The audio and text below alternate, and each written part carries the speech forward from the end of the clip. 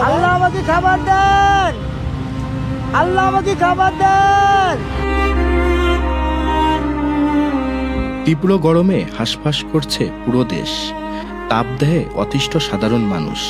তবে এরই মধ্যে রাজধানীতে দেখা গেল এক হৃদয় ছোঁয়া আবার কিছুটা বেদনাদায়ক দৃশ্য।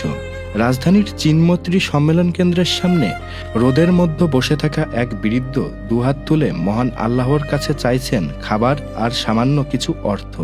তার কণ্ঠে ছিল অসহায়ত্ব, চোখে ছিল বেঁচে থাকার আকুতি। আল্লাহ আমাকে খাবার দেন, আল্লাহ আমাকে খাবার দেন। আমি একটা বাবার ভাত খাবার দেই, টাকা পয়সা হয়নি, আল্লাহ যদি দেয়। এমন সময় পথচারীদের অনেকেই থেমে দাঁড়ান। কেউ দেন কিছু টাকা, কেউ সহানুভূতির হাত বাড়িয়ে দেন। ঘটনাস্থলে উপস্থিত শারমিন নামের এক ক্ষুদ্র ব্যবসায়ী জানান, তিনি প্রায় 3 ঘন্টা ধরে বৃদ্ধকে একই স্থানে বসে থাকতে দেখেছেন। 3 ঘন্টা ধরে লোকটা রোদের ভিতরে বসে আছে। আমি ওই পাশে দোকান করি, আমরা রোদে টিকতে পারতাছি না। আর উনি কিভাবে রোদটার ভিতরে বসে আছে এটা বলেন।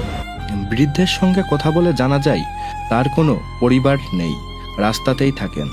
জীবনের তাগিদে এমন এক স্থান থেকে আরেক স্থানে ঘুরে বেড়ানোই তার প্রতিদিনের বাস্তবতা। বাবা নাই, মা নাই, ভাই নাই, বোন নাই, কেউ নেই। কোনো কবরস্থানে ধারে ঘুমাই, কোনো মসজিদে থাকি। এই তীব্র গরমে এমন অসহায় মানুষের পাশে দাঁড়ানোর এই মানবিক চিত্র যেন আমাদের সবাইকে আরো সহানুভূতিশীল হওয়ার বার্তা দেয়।